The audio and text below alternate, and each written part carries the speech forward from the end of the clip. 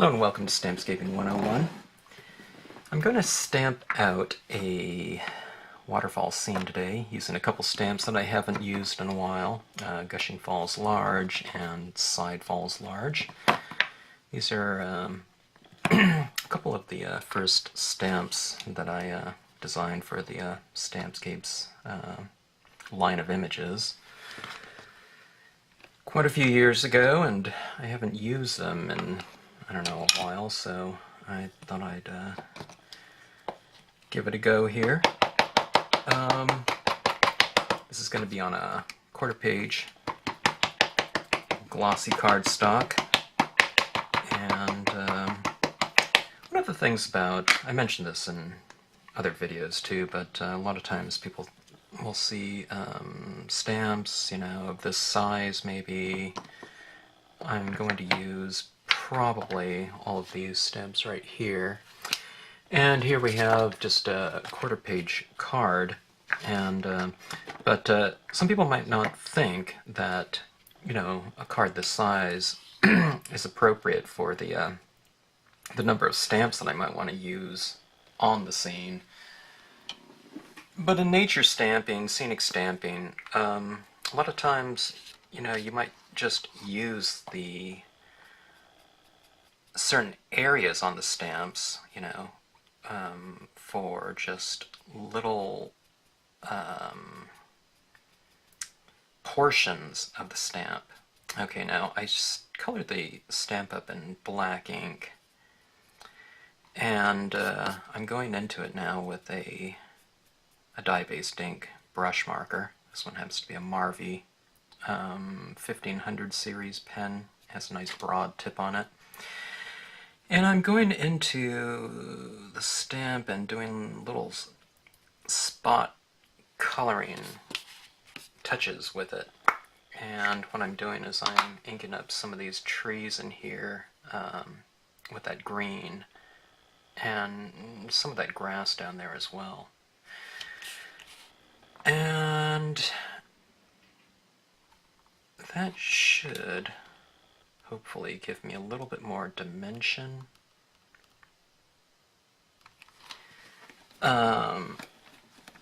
To the impression. We'll see.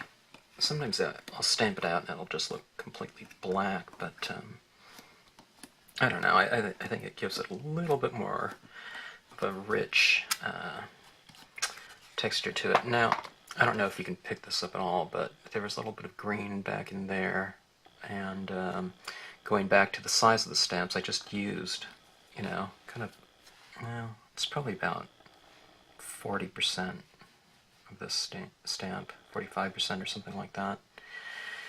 And I don't want to use the whole thing. Well, I guess I could, but I want to have this waterfall in back here, so I don't want to just cover up the entire card and put this right up. I did that for compositional purposes. I'm looking at that too, and I'm thinking about, going back to this thing about using portions of the stamp. I think I'll use the other side of this.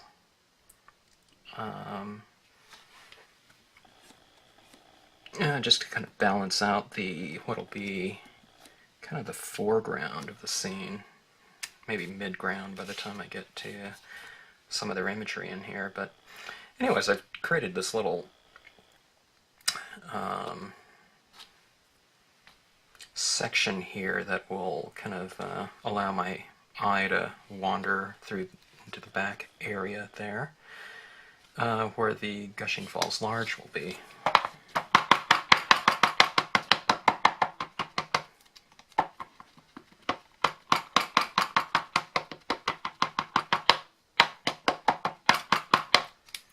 Okay, that was black that I used on there. Grabbing some other pens here. This is, again, the Marvy brush markers, and let's try to add a little bit of variation to the water. And I'm just doing that in a couple different values of blue. This one's a number 3 blue, and this one's a number 36 blue. Some of these colors are available in pad form, some of them not. The number 3 is available in pad form, but it would kind of be a little bit harder to color with a pad. I mean, I could take this pad like this and just kind of swipe it on there like that. So if you don't have a dye-based marker, you can kind of make do like that.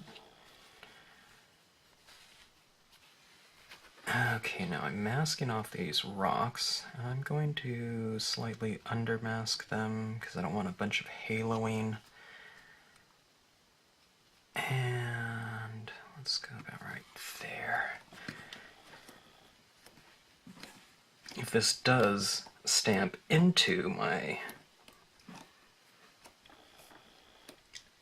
images that I just stamped out, you know, not really any big deal. So don't worry about overlapping. I don't want to overlap 1 inch into them, but I don't know, 1/4 inch is fine.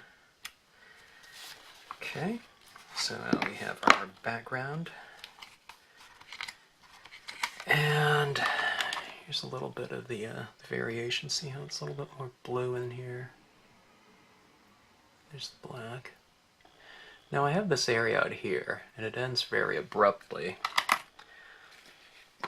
So I'm going to take my ledge stamp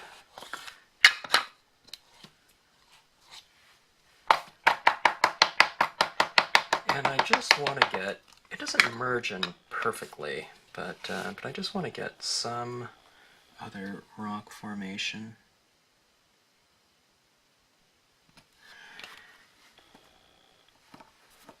Into that area, like about like so, and it's not really any big deal, but there's a little bit of space out there, so I have the stamp out, I might as well use it. Get a little bite of it down there. Alright, now that's, for the most part, the foundation of the composition. We have 2 waterfalls. And one of them has been used for its left and right side on different sides of the page. And let's see, I was wondering if I should use this ledge in the foreground. I don't think I want to. I think I want to let the kind of that water come through. So that being said, I'm going to get to my color application here. Maybe I'll leave the manganese blue out. Alright, now just to kind of change things up, I've been using a lot of the seashell or Adirondack Lights Aqua Blue. It's one of my favorite blues there because it's so light and slippery, but here's a Memento Summer Sky. It's a very slippery consistency, much like the Ranger line of inks. The Memento is fairly light. Did I mention this one's called Summer Sky? And as you can see, as I start laying this into these rocks, see that right there? I mean, I put a good amount of it down, but it's very, very light, which is a good thing, and it's very slippery, so when you lay your inks down, see like that, I can really spread them around, and that's kind of the consistency you want. If you skip this step and kind of go into more of a penetrating ink, you know, ones that soak into the page really quick, you can do that, but you just have to kind of stay on the outside of your cards a lot longer and move them in kind of at a more gradual rate, you know. Because they are kind of absorbing into the page so fast. So you just want to kind of take it easy. You don't want to get any harsh, unintentional oval shapes or whatever method of ink application you happen to be using. In these videos, I've come to use these stylus tools a lot, but you know, there's different types of applicators out there. Going back a ways, I haven't talked to anyone that's used these for a while, but those cosmetic types of sponges, you know, they come in a kind of a big bag, I think, and they're kind of rectangular in shape. But they have kind of dense foam as well. Those worked pretty good, you know, for many years. I didn't really use them, but I saw the results people were getting from them, and I thought it looked pretty good. The only thing about those ones is that, you know, you just won't, you know, just like you don't want to get an oval shape, you know, using one of these. You definitely don't want to get these real sharp edges, you know, which those little triangular shaped sponges would have. But just use a little touch and just use it kind of in the same motion that I'm using with this one, and you should be able to get some decent results.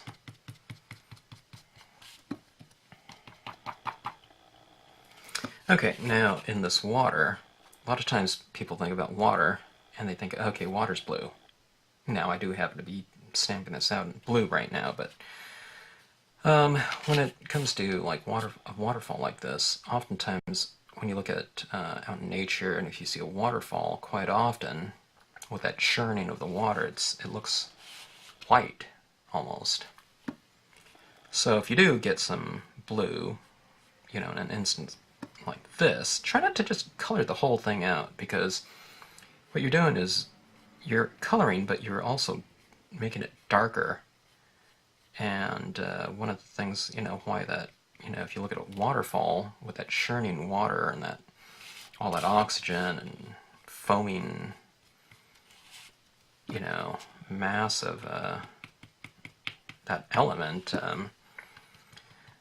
if you color the whole thing in and take away the lighter area, what you're saying is there's no light that's reflecting off of it.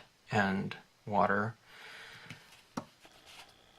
in this type of instance, is very reflective of light. It captures that light, and that's why it's really light. So color, you know, some, I guess, if you want to, but I would be careful not to just color the whole thing out.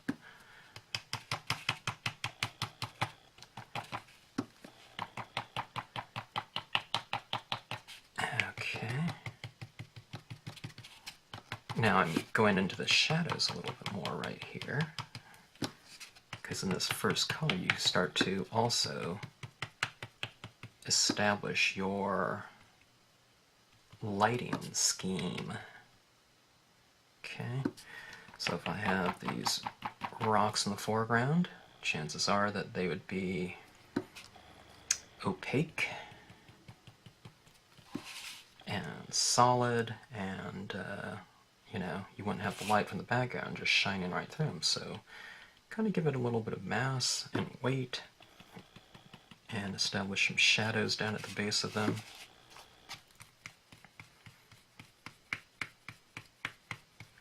Now, if there was the same scene in a different time of day, say sunset or something like that, if there were a lot of oranges, reds, purples, that type of color in the sky, chances are the water would be reflecting those same colors, so you wouldn't necessarily make the shadows blue, you'd be making the shadows kind of deeper shades of whatever colors are happening in the sky, because that's your light source. Alright, so that being said, okay. Memento, summer sky once again. Let's move up into some darker tones now. This is the Marvy. Salvia blue, it's the number 60 blue in their line. And I'm just basically just staying in the same areas that I did with the previous color. I'm just going right over it.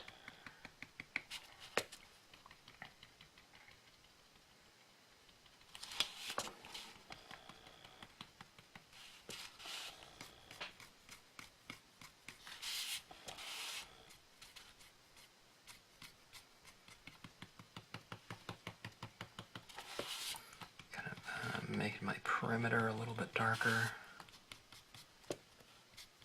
Going to my sky. I like to have the four corners of a scene kind of, you know, for the most part, darker than the rest of the card. I think that kind of acts as a frame for the composition. Yeah, it frames it off and contains the scene. I was thinking on this card, no, it's just two colors right now, and those are a couple of the lighter blues. I was thinking about keeping this scene a little bit lighter and not going into, you know, too much of the darker tones. Now this is gray. I don't often use gray, but once in a while I do.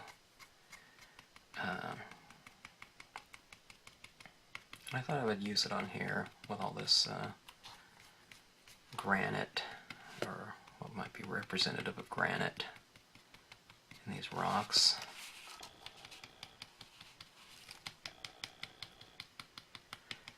Going into my shadows, giving a streak here and there. And see, I want to retain some of this light area down there, so I'm being careful not to just tone everything out. Hitting some areas in here. Remember this waterfall right here, foreground, and I have this in the background. I want to create a little bit of a separation between this and that stamp, so what I'm doing is I'm darkening that rock, or that area behind it, and that creates a little bit of separation between foreground and background.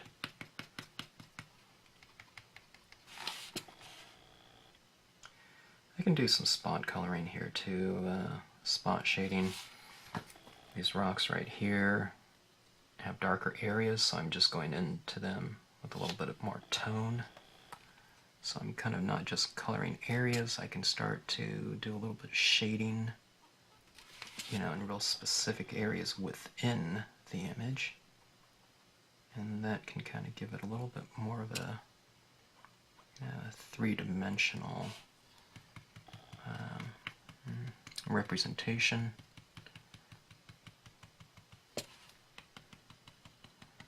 Hit the shadows again, the darker tone.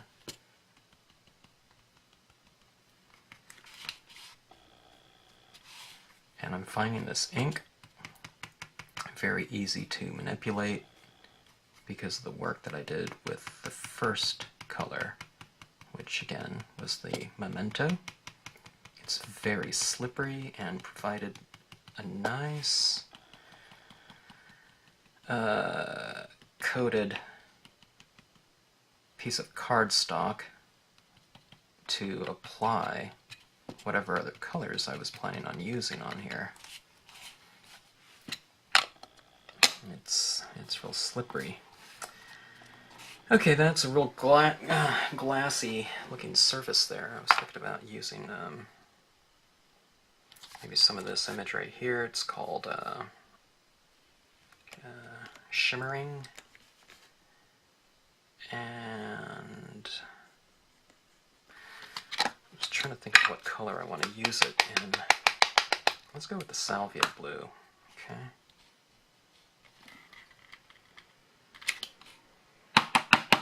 Okay, not bad. I wasn't sure how much it would show up, so you know, I'm going with a lighter color first. Okay. Because you can always go darker, but if I put it down in there and it was too dark, I would, you know, I can't really remove it. You know, I can kind of blend it in a little bit, but it would just make that area darker. So I'm starting off with lighter tones first. Now, this is the gray. Okay. Adding it down into there. Okay, so we have a little bit more texture now.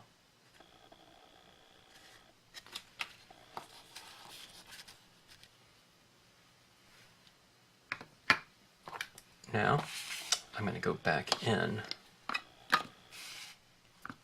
that color, and I'm going to blend those textures in right over the top of it.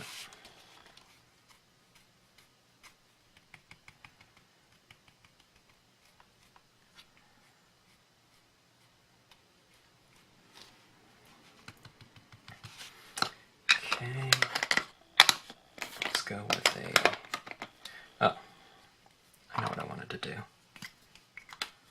This is the manganese blue. I'm just going to get some of that ink off onto my tip here, because I love this blue, and I want it in my water. It's a very light, bright blue. It's going to be going over the top of gray, so it's not going to be representative of, you know, a pure manganese blue, but I think with it as a layer in the scene, it could potentially really have a nice effect as just one of the other layers. Here it is on one side of the card, and that's without it. It has more of a glow to me over here, you know, than not having it in there. Let's get some of it up on this. I don't know. As I always say, Marvy, Uchida, I wish they would have this number 36 in pad form. Personally, I think it would be their top seller as far as pads go. Everyone seems to like light blues, but this one, this is probably our top selling pad. It's the Salvia blue, which is great, you know, in terms of the color. I wouldn't use the manganese in place of, but I would use it in conjunction with. But the manganese blue is just, it's just as light as the Salvia, but it's much, much brighter in terms of its intensity. It's like a, you know, like a sapphire or something like that. Okay, adding some of that to the water.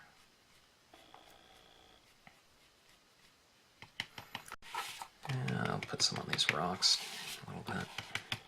Okay.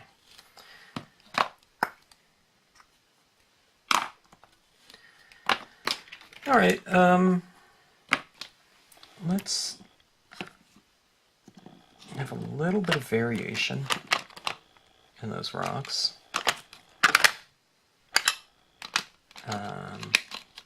Let's add a hint of warmth into the scene.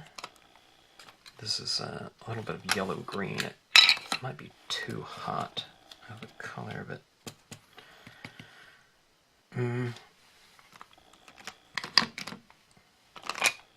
this is what I'm going to do. I'm going to mix these two. I like the warmth of this one and the brightness. I don't want it so much so I'm going to take a little bit of the pale green in there as well, and we'll see if we can get a kind of a version somewhere in between the two. Okay, kind of dab some of it off, and I'll be putting some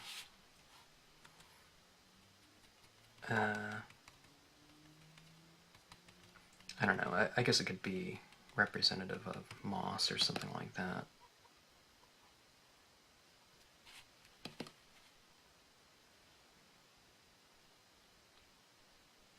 I won't put it everywhere, but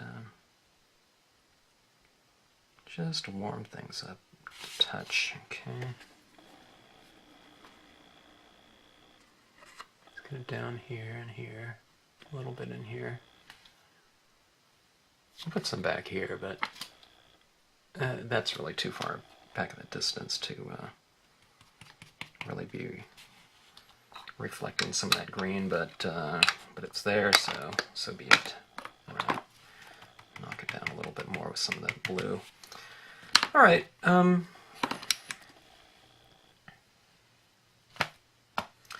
Let's add some foreground into the scene. This is one of my favorite stamps years ago. It's the Leafless Lens Large.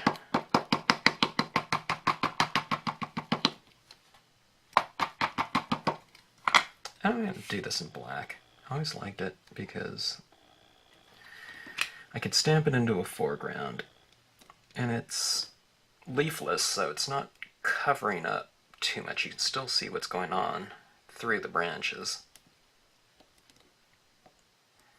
It was tall enough to where it can run through, you know, various imagery.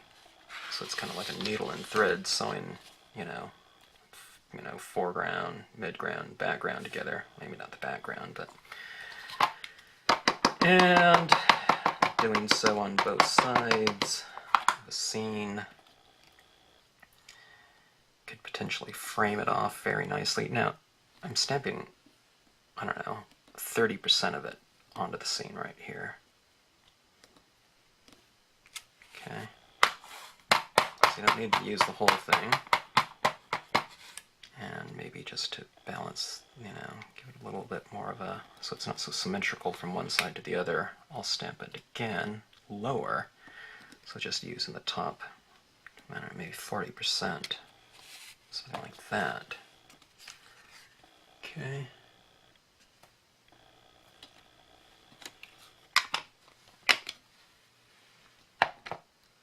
Alright, and I was thinking about doing this Fisherman.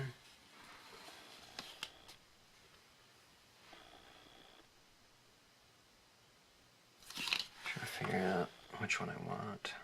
This is all canoeist. It really changes the scale. This one's much smaller, so if I put him here, it's saying that that waterfall is much larger. If I put this guy here, this waterfall in the midground probably representationally isn't as large. I'm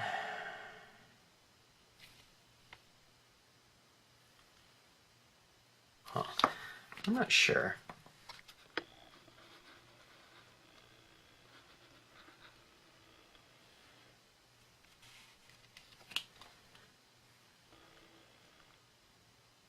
Alright. I'm not so sure, so if I'm not sure, it just means that I probably don't care one way or the other, right? I don't know. That's what I say, so. Okay. I'll blot off some of the bottom portion of it so it's not so harsh. Let's put some variation into it with some different hue. This is the manganese blue, coloring the shadow, doing some streaks across it, right? Just like I put in some streaks in the water.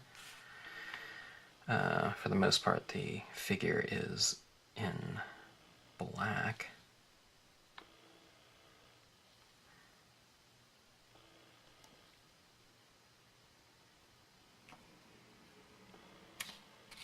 Okay, and even that figure is kind of stamped off the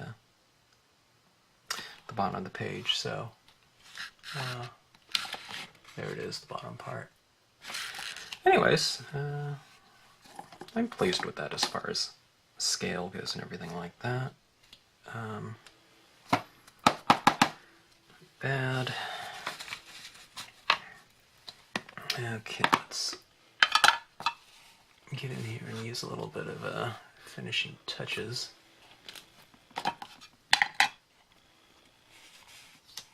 This is the white pigment ink.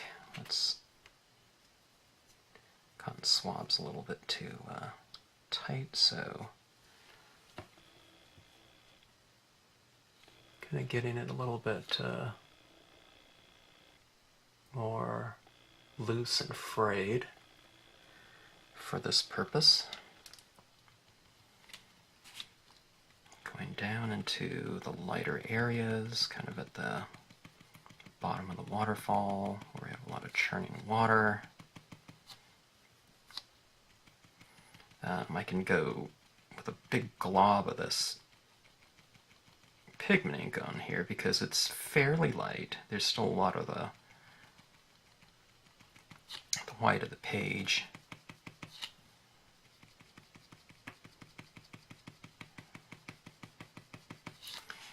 Okay, I'm going to have to stop this video here before too long because I just remembered, maybe I won't have to. I just looked up and I do have the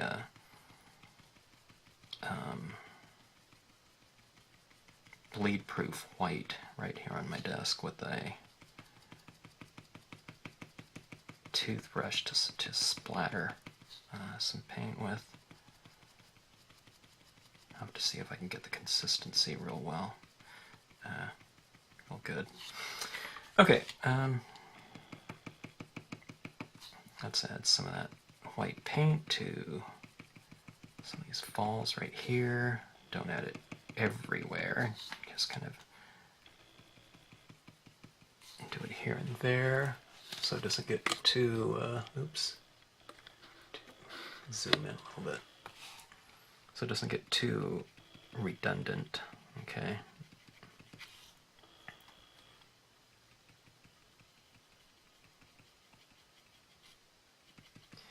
This is kind of like this frothing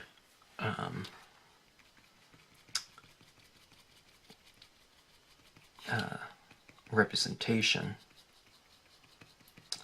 But to have soft, if you want something to look soft and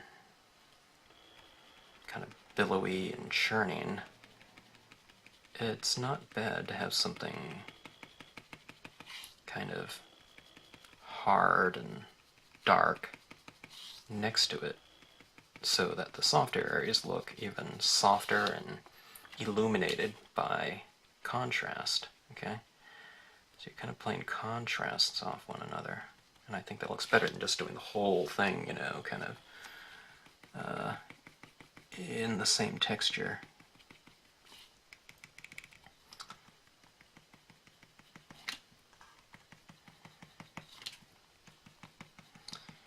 Okay.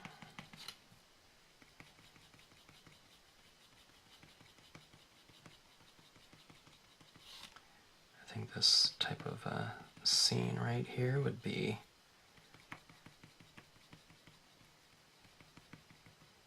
kind of a nice place for that someone that would want to go fishing, you know, if they enjoyed fishing, to be there.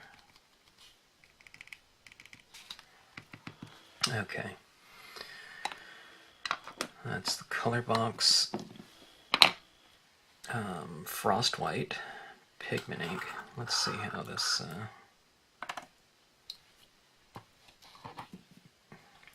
bleed-proof white looks. This is the bleed-proof white. It's a let's see if I could focus it. Bleed-proof white, Dr. Martens bleed-proof white. It's a it's basically an opaque watercolor. Okay, so if I splatter some of it onto the card, the water-based, dye-based ink that I've already laid down won't bleed through it. Okay. Now, if I did this with a non-bleed proof, it'd probably come out. I'd splatter it down there, but that ink might absorb into the that paint, and it would probably become whatever color, you know, that drop of paint landed on. Okay, now this is just a stiff toothbrush, old toothbrush, and let me see if I can get some of that splattered down. It's kind of hard to direct this into the, you know, the specific area that I want, so there you can kind of practice a little bit. And it's going down okay.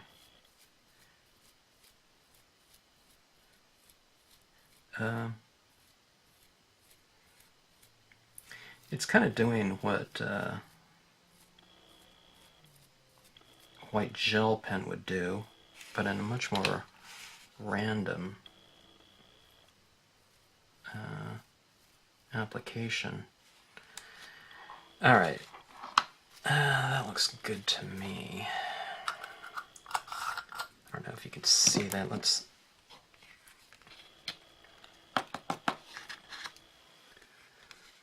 see if this will focus in. Can you see that down there? That real misty, splashed texture right in here. You can almost see it better if I put a little bit of shadow on there, huh? Can you see where it's kind of raised?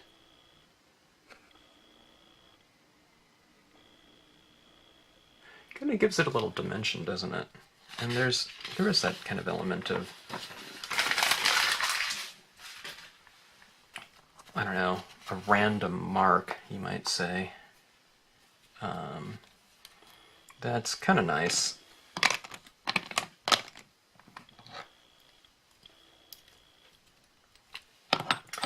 So you can kind of also bring back into it the more purposeful mark, or specific. This is a white gel pen,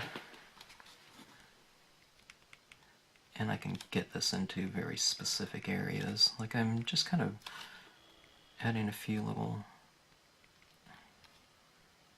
lines along the lines of the Shimmering stamp, reiterating the light that's reflecting off of the surface of the water.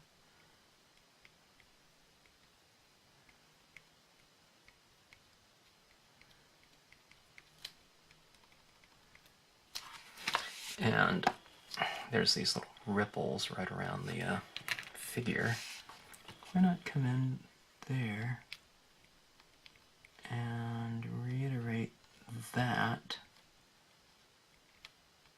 See, I take my cues from the imagery in terms of shading and highlighting. Here's the little figure. See those little dots going around on those ripples there? Got a little dot. I'll have to scrape that off. That'll come right off, you know, that paint. Okay. Highlights on some of these rocks. The rocks of the imagery are lighter in some areas. Find out, you know, just take a look at the scene that you've stamped out and see where those rocks are, the lighter areas, add a few highlights to them, unless it's in an area that's just too dark for highlights. And you could potentially make the rocks seem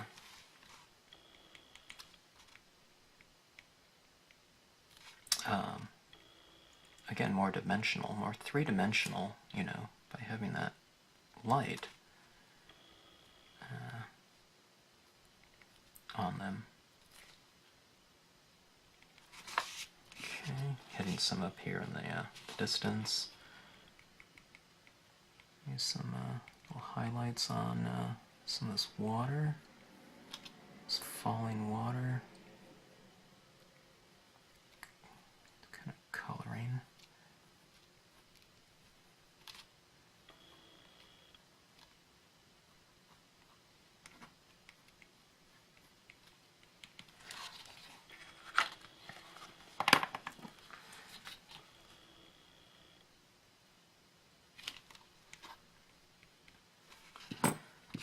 Okay.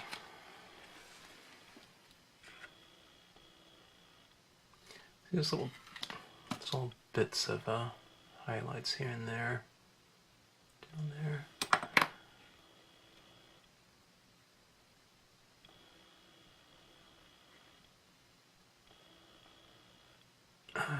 Okay. All right.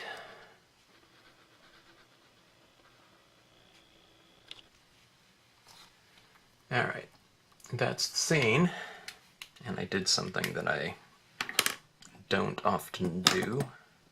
And so I didn't color with like a dark color and like black on the four corners, so kind of rare for me, but I don't think it needs it. It keeps it a little bit more airy. I mean, it did get pretty dark in there, but I don't know, it makes the water pop out, you know, that much more by having the area around it darker. So for me, the scene's about the falling water and having that kind of pop out and be the kind of the main subject of the scene. So anyway, falling waters. 2 large waterfalls, a lot of large imagery in here, just used for certain portions that you want. So it's kind of dissecting the imagery and using it for whatever purposes you set for it. I didn't want the whole thing. I wanted this, and then I wanted that. Would look good here in the foreground too, you know, I think down here. But anyways, that's the beauty of kind of scenic stamping. You can use your stamps in many different ways and look at them with a critical eye and figure out you know, ways to maximize your stamp usage with in using them in different ways and compositions, and for just dissecting them in terms of using different portions of them. And to me, that's you know, one of the killer applications of scenic stamping, using your stamps in a multiple of different ways, in repetition and in parts. And of course with their sibling imagery or stamps, like I do too, stamps from other companies. So anyways, hope you enjoyed the scene. Thanks for watching.